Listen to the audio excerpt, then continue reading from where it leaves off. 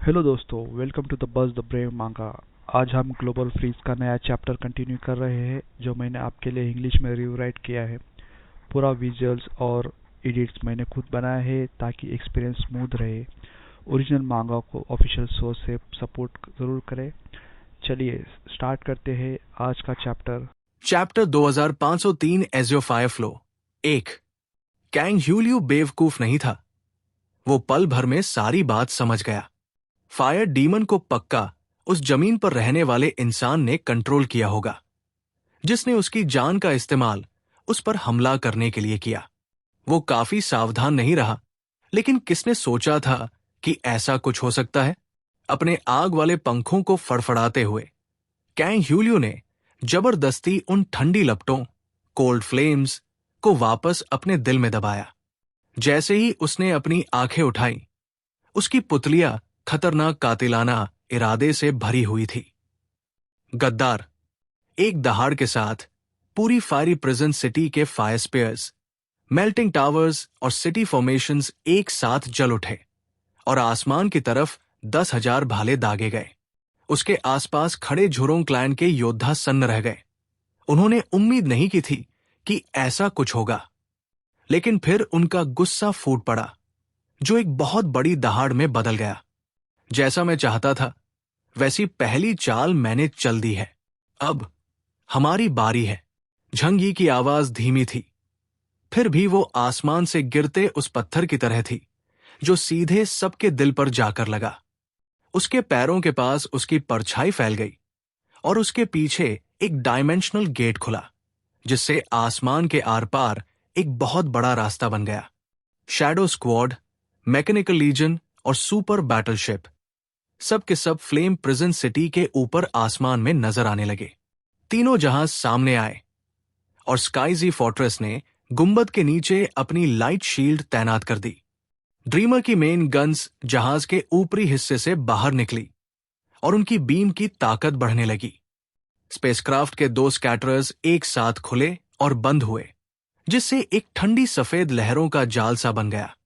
Hope की Armo piercing energy cannons हवा में किसी नुकीली चांदी की सुइयों की तरह सज गई। जमीन पर मैकेनिकल लीजन उस सुर्खलाल पथरीली जमीन पर उतरी। जैसे जैसे काली लहरें आगे बढ़ीं, शैडो फोर्स पथरीली चोटियों के बीच लाइन में खड़ी हो गई। फैटिक शू, अंकल यू, लाइंग यूए और बैली चेंकिंग सब अपनी अपनी जगह पर थे। हर कोई हथियारों से लैस था और मिलिट्री स्टिमुलेंट्स की वजह से अपनी बेस्ट फिजिकल कंडीशन में था। मोल्टन रिवर पर हमला करने में उनका लगभग कोई नुकसान नहीं हुआ था और वे अब भी अपनी पूरी ताकत के साथ फायरी प्रिजन सिटी पर हमला करने के काबिल थे। झंग यी ने भी अपना ऑप्टिकल क्लोकिंग हटा दिया और उस शानदार तियनहाई आर्मी फॉर्मेशन के सामने खड़ा हो गया। उसने एक शांत नजर से कैंग ह्यूलियो की तरफ देखा, जैसे किसी गिरते हुए पहाड़ को देख रहा हो। लावा रिवर तबाह हो चुकी है, अब तुम्हारी बारी है। इतनी बड़ी फौज जो यान्यू सिटी के सामने लोहे के जंगल की तरह खड़ी थी, झुरोंग क्लैन को डराने के लिए काफी थी। उन्हें समझ नहीं आ रहा था कि अचानक उनके शहर के बाहर लाखों मैकेनिकल लीजन्स कहां से आ गए। सिर्फ पावरफुल एबिलिटी यूजर्स ही ये समझ सकते थे कि ये काम सिर्फ एक top class special ability user ही कर सकता है। इतनी बड़ी तादाद में फौज को एक साथ यहां पहुंचाना। हवा में मौत का साया फैल गया और झुरोंग क्लैन के सभी मेंबर्स के दिलों पर एक गहरा सन्नाटा छा गया। फायर टावर गिर गया और अलग अलग रंगों की आग की लपटें इधर उधर बिखर गई। कैंग ह्यूलियो ने अपने ब्रेस्ट प्लेट को कसकर पकड़ लिया। वो हवा में मौजूद उस काले लिबास वाले शख्स को घूर रहा था। उसकी आंखों में हैरानी और गुस्से की जगह अब खौफ आ रहा था। कौन हो तुम? झंगी की बर्फीली आवाज हवा में गूंजी। मरने से पहले मेरा नाम याद रखना।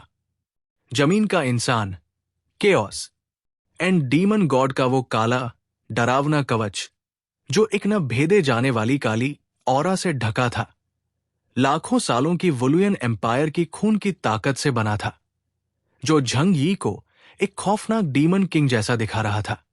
झुरोंग क्लैन के लोग डर और गुस्से से भर गए। तुरंत एक चैरियट लेवल सुपर ह्यूमन दहाड़ा और उसने हमला बोल दिया। एक पल में आग की अनगिनत लपटें सीधे आसमान की ओर उठीं, सीधा झंग यी की तरफ।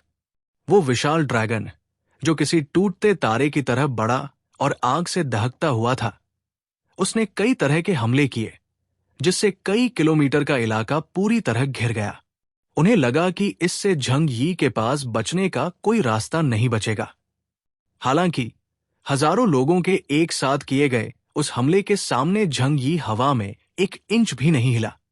उसने बस अपना हाथ उठाया और हवा में हल्के से लहराया। सेनलियो वैंगसियांग, the myriad phenomena of the universe. उसके चारों तरफ एक के बाद एक 3000 डायमेंशनल गेट्स खिल उठे, जैसे सितारों का कोई पारदर्शी और धीरे धीरे घूमता हुआ समंदर हो। दरवाजे के पीछे अंतहीन सन्नाटा है और उसके सामने दहकता हुआ जहन्नुम। हर दरवाजा सांस ले रहा था, जो चारों तरफ से आती गर्मी, झटकों, कंपन और मलबे को धीरे धीरे अपने अंदर खींच रहा था। हवा की फुसफुसाहट कट गई और आग की लहरों के दांत तोड़ दिए गए। हजारों झुरों योद्धाओं के हमलों को झंग यी ने बड़ी आसानी से सोख लिया, जिससे उसे कोई नुकसान नहीं हुआ और न ही वो एक कदम पीछे हटने पर मजबूर हुआ।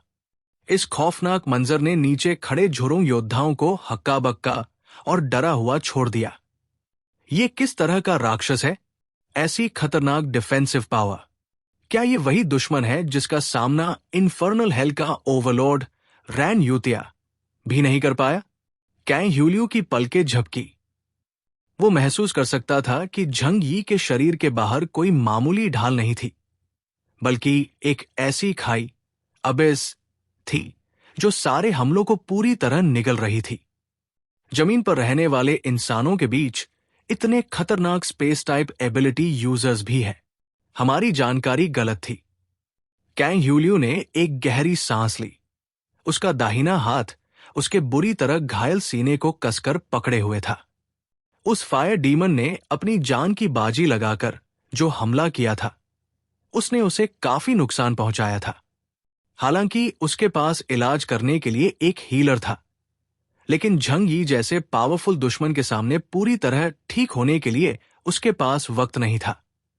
उसे अब कोई बड़ी चाल चलनी ही होगी। Ezio flame, dance of अन्नाइलेशन।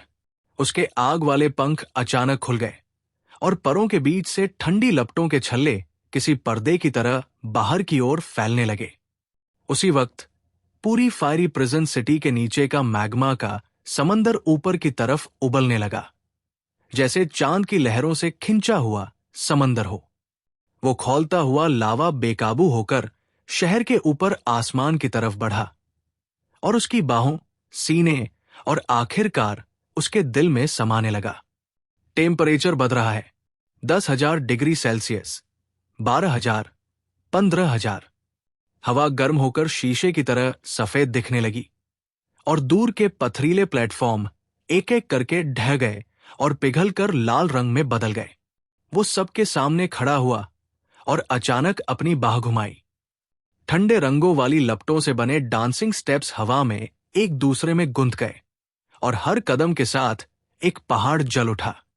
आग का एक विशाल और बिखरा हुआ पर्दा, जो परतों के ऊपर परते लिए हुए था, गिरते हुए आसमान की तरह नीचे आया और उसने उस पूरे इलाके को घेर लिया जहां झंग यी मौजूद था। लावा के समंदर की दहार किसी उठती हुई लहर जैसी थी। भयंकर आग बारिश की तरह गिर रही थी। पूरी दुनिया ऐसी लग रही थी जैसे किसी विशाल भट्टी, फर्नेस में झोंक दी गई हो। लेकिन झंग यी के शरीर के बाहर वो पारदर्शी सितारों का समंदर अब भी घूम रहा था। आग की हर लपट जो उस दरवाजे के किनारे को छूती थी, वो ऐसे गायब हो जाती थी जैसे हवा की किसी और परत में गिर गई हो। बस एक पल के लिए चमकती और फिर बिना किसी निशान के खत्म हो जाती। सेनलियो वैंगसियांग ने कैंग ह्यूलियू के उस थर्मल एनर्जी अटैक को किसी कचरे की तरह समझा और उसे बिना कोई निशान छोड़े समेट लिया। एक प्रोफेशनल वेयरहाउस मैनेजर के तौर पर वो इसमें माहिर है। ये नामुमकिन है। कैंग ह्यूलियू दहाड़ा। उसके माथे पर आग की नसें उभर आई। तुम रॉक्सी की एनर्जी का मुकाबला कैसे करने की हिम्मत कर रहे हो? उसका जवाब ठंडी नीली रोशनी की एक किरण थी। झंग यी ने अपनी तलवार निकाल ली थी। जैसे ही स्वॉर्ड ऑफ जजमेंट बाहर निकली, कोई ऊंची उठती आग नहीं थी, बस तलवार की धार पर सुबह की पहली किरण जैसी एक सीधी लकीर थी। उसकी बाई आग की पुतली में एक पुरानी घड़ी, एंशंट क्लॉक, दिखाई दी, जिसकी सुई धीरे धीरे चल रही थी। वक्त की सुई। अगले 5 सेकंड का रास्ता उसे एक फैलती हुई पतली लकीर की तरह दिखाई दिया। झंग यी को सब कुछ साफ दिख रहा था। वो एंगल जिस पर कैंग ह्यूलियो के पंख वापस मुड़ेंगे, उसके हमले का तरीका, उसके आग के पर्दे की ताकत, और यहां तक कि चोट की वजह से उसके दिल की आग की नस में आने वाली हल्की सी सुस्ती भी। उसकी आंखों में आने वाला कल बिल्कुल साफ था। चैप्टर 2504 एज़ो फायरफ्लो 2। मोल्टन सी आसमान की तरफ ऐसे उमड़ पड़ा जैसे किसी ने लाल कालीन को उलट दिया हो। दूर बने फायर टावर्स एक एक करके झुकने लगे और शहर के बीचों बीच उठती गर्मी की लहरें लहरों के शोर की तरह ऊंची और ऊंची होती गई। झंग यी शहर से बाहर निकला और अकेला उस समंदर और आसमान के बीच कदम रखा। उसने अपना हाथ उठाया, उंगलियों को हल्का सा झटका दिया और ऐसा लगा जैसे पूरा बैटल फ्रंट धीरे से ठहर गया हो। ये एक चुनौती थी। उसकी नजर पूरी तरह कैंग ह्यूलियो पर टिकी थी। दोनों ही अब नाइट लेवल पर हैं। अगर वे अपनी पूरी ताकत का इस्तेमाल जंग के मैदान में करते हैं, तो आसपास के दूसरे लोग यकीनन इसकी चपेट में आ जाएंगे। झंग यी को झुरोंग क्लैन के मरने या जीने से कोई फर्क नहीं पड़ता था, लेकिन उसे अपनी टीम की फिक्र थी और उन मैकेनिकल लाइफ फॉर्म्स की भी, जिन्हें रिपेयर करना बहुत महंगा पड़ता था। कैंग ह्यूलियो की आंखें बर्फीली थी। उसने अपने सीने को पकड़ रखा था।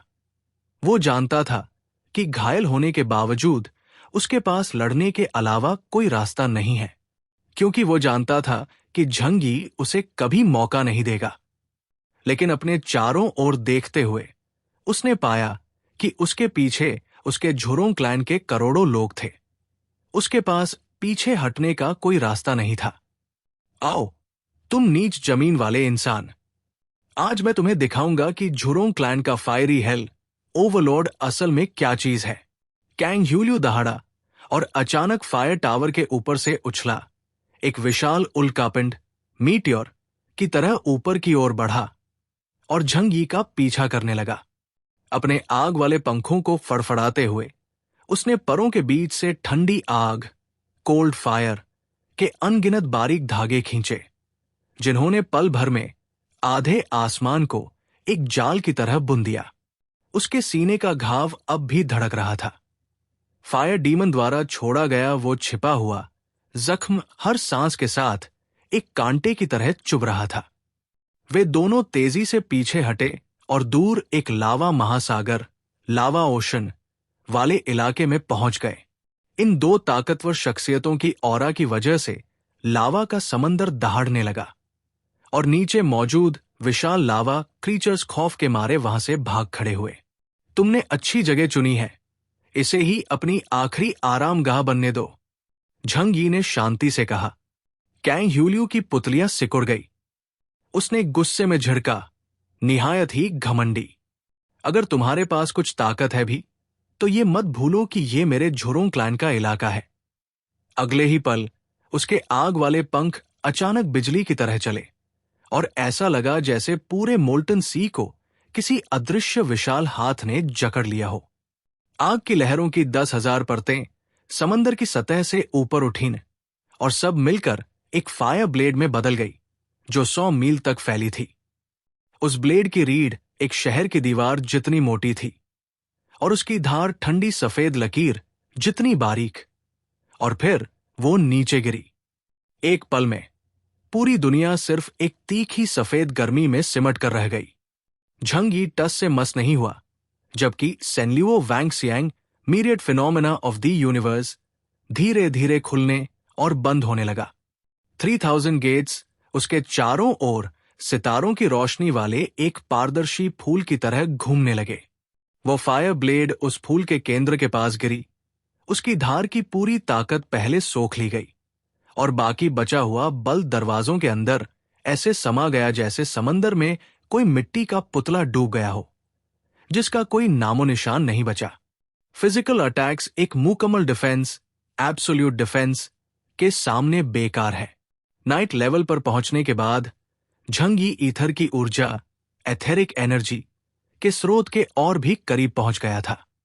आखिर में एज़ियो फायर स्टाइल की काबिलियत फायर और मैग्मा के अलावा और कुछ नहीं है। जिन्हें स्किल्स कहा जाता है, वे अपनी खुद की ऊर्जा को इस्तेमाल करने के अलग अलग तरीके मात्र हैं। लेकिन अंत में कोई भी फिजिकल अटैक सेनलियो वैंगसियांग के लिए कोई मायने नहीं रखता। झंग यी का डिफेंस अब सादगी और पूर्णता के उस मुकाम पर पहुंच गया था जहां उसे हिलाना नामुमकिन था। वो खामोशी से हवा में खड़ा रहा और कैंग ह्यूलियू को लगातार हमला करते हुए देखता रहा।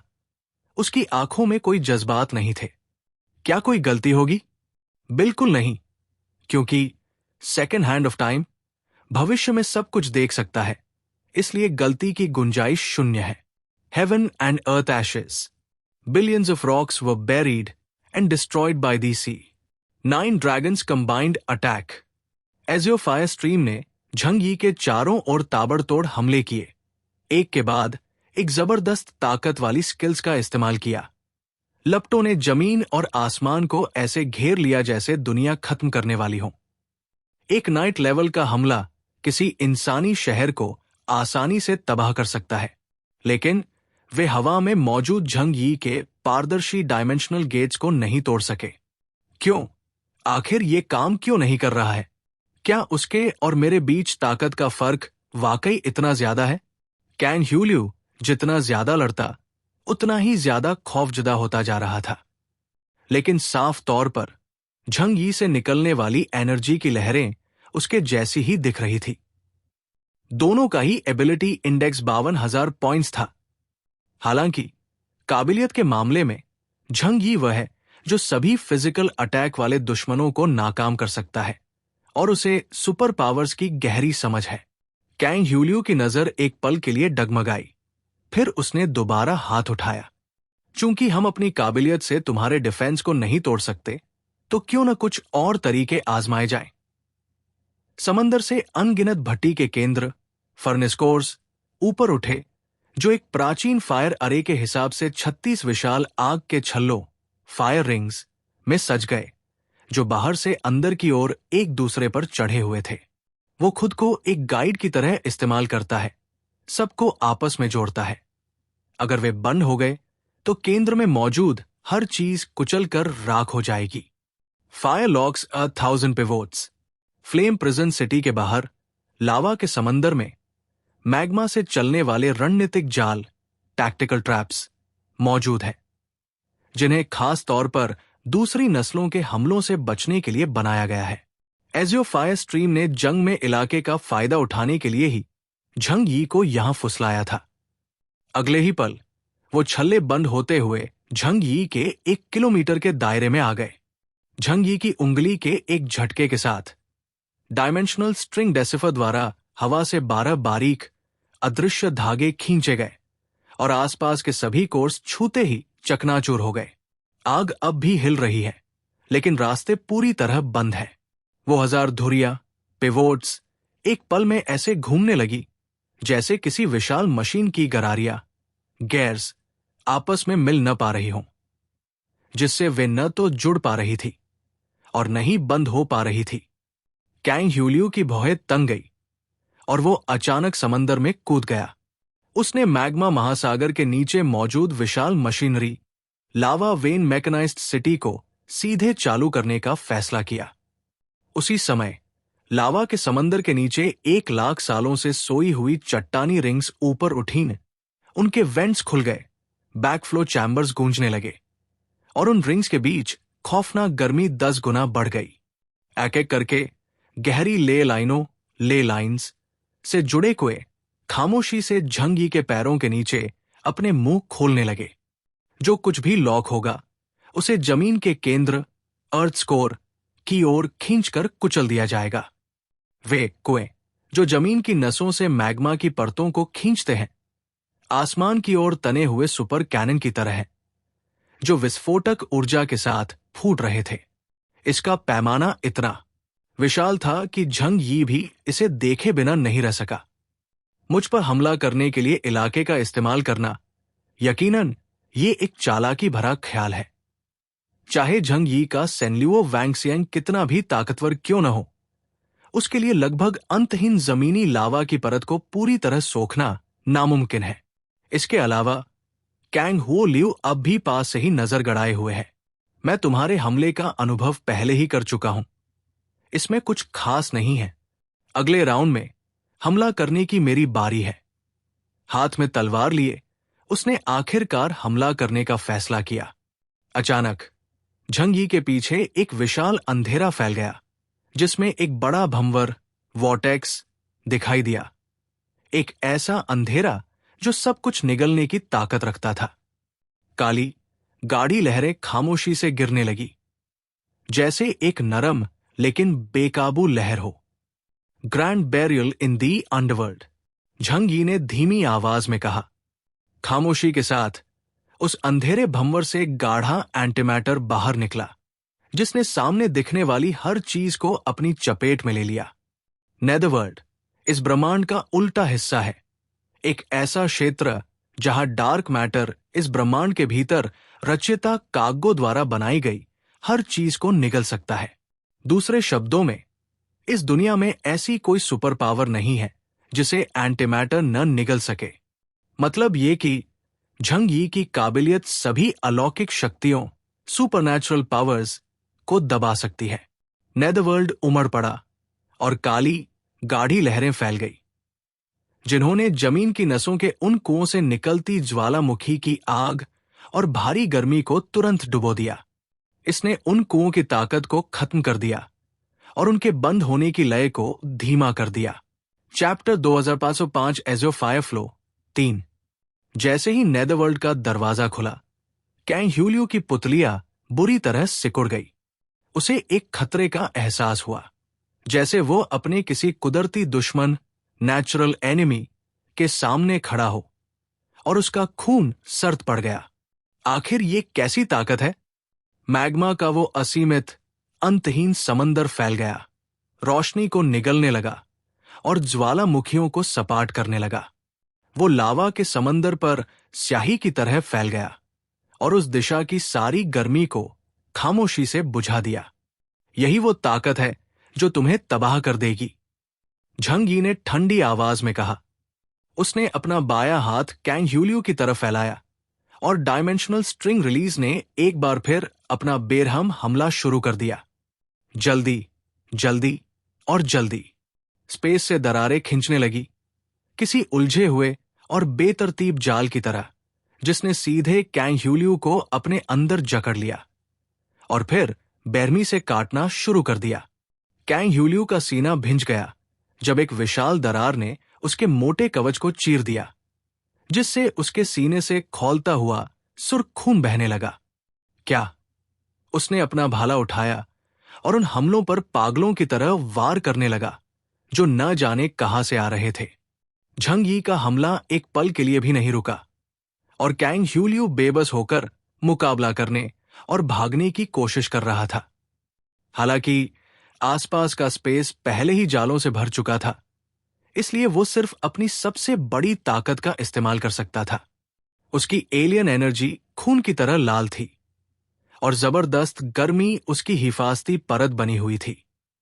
फिर भी डायमेंशंस के खिंचाव के सामने ये शुद्ध एनर्जी शील्ड धीरे धीरे धुंधली पड़ने लगी। हिस हिस हिस, हवा कट गई, स्पेस कट गया और उसकी डिफेंसिव लेयर्स फट गई। हमले लगभग उसके डिफेंस को भेद कर उसके शरीर से टकराने ही वाले थे। कैंग ह्यूलियो का शरीर पहले से ही बुरी तरह घायल था और उसके पास उसे ठीक करने का समय नहीं था। ऊपर से लगातार हमले हो रहे थे। उसने अपनी सांस रोकी और जबरदस्ती अपनी चोट को दबाया। वो सिर्फ मार खाने वाला नहीं था, इसलिए उसने अपनी दाई हथेली नीचे लावा के समंदर की ओर खोली और उसे कसकर भींच लिया। झुर्रों की रूह मेरे अंदर बसती है, ये पथरीला समंदर मेरी तरह है और मैं इस पथरीले समंदर की तरह हूं। ये मंत्र सुनकर झंग यी ने अपनी भौहें हल्की सिकोड़ी। एआई सिस्टम, क्या तुम्हारे ट्रांसलेशन में कुछ गड़बड़ नहीं है? इंटेलिजेंट सिस्टम ने तुरंत सफाई दी। असल में मैं बस थोड़ा सा ह्यूमरस हूं। मैं अभी भी काफी रोमांटिक हूं। मैग्मा का विशाल समंदर एक बहरे कर देने वाली दहाड़ के साथ उबलने लगा और एक के बाद एक आग के विशाल खंभे समुद्र के तल से ऊपर उठे। ये फटते हुए ज्वालामुखी थे। वे आसमान की तरफ तने हुए थे, किसी भाले की तरह सीधे खड़े। 10,000 भाले एक साथ दागे गए, जिनकी नोक सुर्ख लाल थी और उनका निशाना सीधे हवा में मौजूद झंग यी था। अपने हाथ के एक इशारे से झंग यी ने मीरियड फिनोमेना के दरवाजों को फैला दिया, जिससे एक कांच जैसा साफ अदृश्य गोला बन गया, या जैसे कोई फूलों की कली खिल रही हो। तुरंत ब्रह्मांड की उन हजारों पंखुड़ियों पेटल्स ने अपना एंगल बदल लिया। 10,000 भालों ने उस दुनिया को भेदने की कोशिश की जो शून्यता, नथिंगनेस जैसी पतली थी, और दहाड़ते हुए ज्वालामुखी ने कुदरत की ताकत से झंग यी के एब्सोल्यूट डिफेंस को तोड़ने की कोशिश की। कैंग ह्यूलियू दबी आवाज में दहाड़ा, तुम अकेले आसमान की ताकत का मुकाबला कैसे कर सकते हो? झंग यी ने उसकी तरफ देखा। उसकी आवाज बर्फीली थी। तुम्हें लगता है कि तुम मुझसे निपटने के लिए कुदरत की ताकत का इस्तेमाल कर रहे हो, लेकिन तुम तो बस मेरे वेयरहाउस में माल पहुंचा रहे हो। ये शब्द सुनते ही कैंग ह्यूलियू की आंखों में अचानक गुस्से और बेचैनी की चमक कौंधी। आखिर झंग यी का इससे क्या मतलब था? उसे जल्द ही पता चल गया, क्योंकि जब उसने अपनी लय बदली, उसके आग वाले पंख अचानक अंदर खिंच गए और ठंडी आग की लकीर एक बेहद पतली और तेज धार में बदल गई, जो झंग यी की तरफ तेजी से झपटी। तभी अचानक एक बदलाव हुआ। एक पल में उन हजारों पंखुड़ियों के किनारे से एक बहुत ही धीमी, बारीक टूटने की आवाज आई। दरार पड़ गई थी। कैंग ह्यूलियू अचानक खुशी से झूम उठा। मैं उसका डिफेंस तोड़ सकता हूं। झंग यी ने नीचे एक नजर डाली। खूबसूरत। तुम खुद पर गर्व कर सकते हो कि तुम मेरे डिफेंस का 1% हिस्सा भी तोड़ पाए। लेकिन मुझे बस इतना ही चाहिए था। झंग यी आसमान की तरफ ऊपर बढ़ा। अब वो फालतू ज्वालामुखी एनर्जी को नहीं सोख रहा था। वो बहुत ऊंचाई पर खड़ा हो गया, जैसे वो आसमान में उड़कर सूरज के साथ कंधे से कंधा मिलाकर खड़ा होना चाहता हो।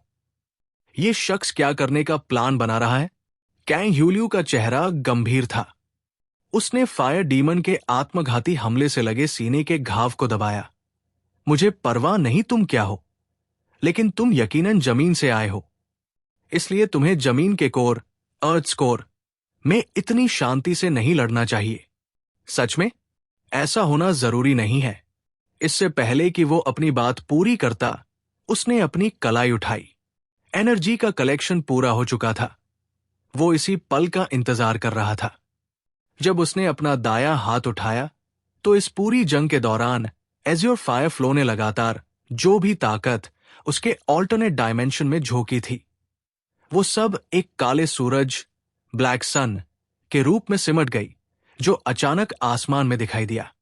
वो खौलता हुआ गर्म था, मैग्मा से भी ज्यादा गर्म। उस ताकतवर गर्मी के रेडिएशन ने कैंग ह्यूलियू जैसे आग वाले नाइट लेवल के सुपरह्यूमन का भी गला सुखा दिया और उसकी खाल में जलन होने लगी, जैसे वो किसी भी पल फटने वाली हो। ये ताकत, ये तो मेरी है, कैंग ह्यूलियू हैरानी से चिल्लाया। मैं तुम्हारी लपटों की ताकत तुम्हें पूरी तरह और बिना किसी कमी के वापस कर दूंगा। झंग यी काले कवच से ढका हुआ था, लेकिन जब उसने ये मूव चलाया, तो वो भी गर्मी से पसीने पसीने होने लगा। उसने एक हाथ से उस फैलते हुए सूरज को पकड़ा और उसे पूरी ताकत से नीचे दे मारा। द सिन ऑफ ब्लास्फेमी, ईश निंदा का पाप। वे तकनीकें जिन्हें इस्तेमाल करने के लिए पहले बहुत मेहनत और यहां तक कि घायल होने का खतरा उठाना पड़ता था, अब पूरी तरह पक चुकी थी। झंग यी इसे किसी भी समय फिनिशिंग मूव के तौर पर इस्तेमाल कर सकता है। ये मूव, जो एजियो फ्लेम स्टाइल के सभी हमलों को एक जगह इकट्ठा कर देता है, 60,000 पॉइंट्स वाले ब्लैक नाइट के करीब की अटैक पावर पैदा कर सकता है। इस हमले ने कैंग ह्यूलियू के चेहरे को मुर्दे जैसा सफेद कर दिया। नहीं, उसे अपनी मौत करीब आती दिखी, लेकिन वो इस तरह जंग में मरने के लिए बिल्कुल तैयार नहीं था। झोरोंग क्लैन के पूर्वजों, मेरी रक्षा करो। वो दहाड़ा और यान्यू सिटी के मौजूदा शहर के मालिक के नाते उसने सारी मिलिट्री मशीनरी को काम पर लगा दिया। धूम धूम धूम। लावा के विशाल समंदर के नीचे लावा की लहरें हिंसक तरीके से एक तरफ हट गई और एक बहुत बड़ा प्राचीन शहर सामने आया। वो झोरोंग क्लैन की बुनियादों में से एक था, एक बहता हुआ किला, ड्रिफ्टिंग फोर्ट्रेस, जो किसी भी समय अपने लोगों को लेकर मैग्मा की परत में गोता लगा सकता था और जमीन के कोर की गहराइयों तक पहुंच सकता था। ये जमीन के कोर के खतरनाक टेम्परेचर को भी झेल सकता है। पिछले दौर में उनकी नस्ल ने अपनी आग बचाए रखने के लिए इसी का सहारा लिया था। इसलिए आज अपनी तकनीकी सभ्यता खोने के बावजूद वे फलने फूलने और अपनी आबादी बढ़ाने के काबिल हैं। वो बहता हुआ किला उसके और उस काले डूबते सूरज के बीच विशाल था कि झंग यी भी इसे देखे बिना नहीं रह सका। मुझ पर हमला करने के लिए इलाके का इस्तेमाल करना यकीनन ये एक चालाकी भरा ख्याल है। चाहे झंग यी का सेनल्यूओ वैंगसियांग कितना भी ताकतवर क्यों न हो, उसके लिए लगभग अंतहीन जमीनी लावा की परत को पूरी तरह सोखना नामुमकिन है।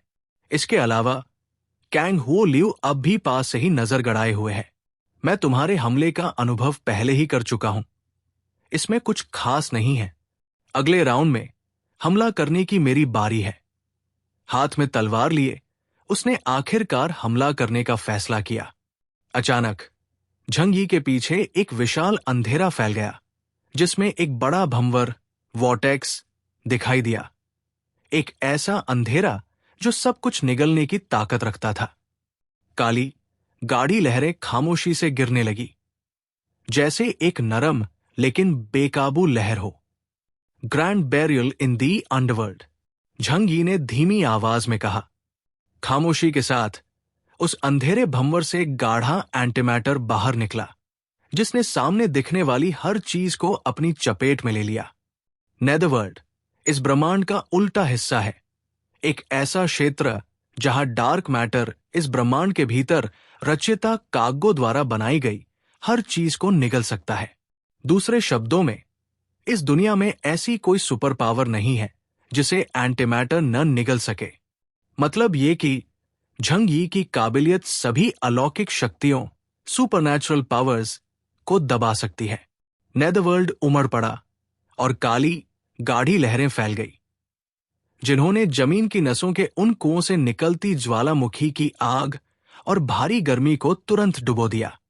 इसने उन कुओं की ताकत को खत्म कर दिया और उनके बंद होने की लय को धीमा कर दिया। यहां आज का चैप्टर एंड होता है। मुझे उम्मीद है आपको ये पसंद आया होगा। कृपया मेरे गेमिंग चैनल को भी सब्सक्राइब करें। मैं सर्वाइव करने और कंटेंट बनाते रहने की कोशिश कर रहा हूं। दोस्तों, ये था आपका आज का सपोर्ट चैप्टर। मेरे लिए आपको बहुत episode मायने कैसा रखता लगा है। कमेंट में जरूर थैंक्स। बताएं। अगर आप मांगा स्टोरीज एंजॉय करते हैं तो वीडियो को लाइक करें और बस द ब्रेव मांगा को सब्सक्राइब करना मत भूलिए। मिलते हैं नेक्स्ट